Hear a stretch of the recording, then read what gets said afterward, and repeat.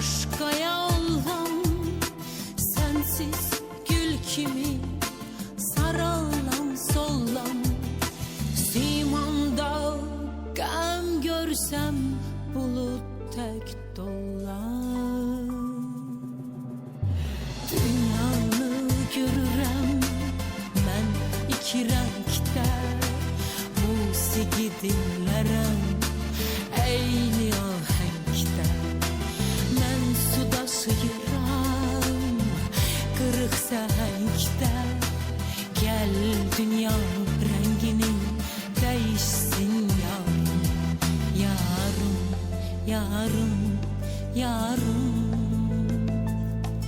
yarım, yarım, yarım. Sən gedib məndən alandan məni qaldım sənsiz. Sən gedib məndən alandan məni qaldım sənsiz. Gəlmədin gözləri yollarda uzadım sənsiz. Bir qərib şam ışığı, bir həzin icran otağı, sənlə birlikdə keçən günlərə qaldım sənsiz.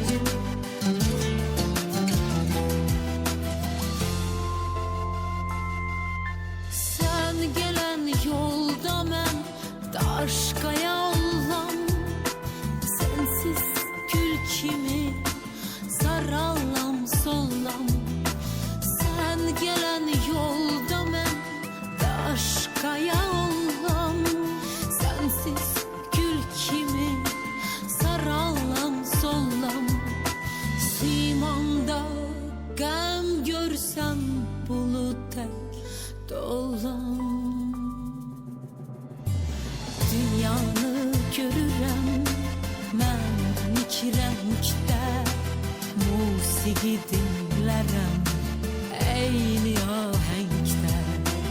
Mən su daşıyıram qırıq səhəngdə, gəl dünya rəngini değişsin yarım, yarım, yarım, yaram, yarım, yarım, yarım, yarım, yarım, yarım, yarım, yarım, yarım.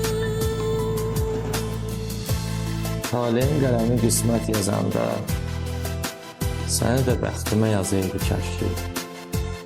Son qərib xəyalım fikrin azanda, səni günlərim yazırdı kəşki. Süründüm ardınca kölgələr kimi, ayaq izlərinə toxunmaq üçün. Bəxtim dolmadı nəğmələr kimi, gül doranlarına toxunmaq üçün.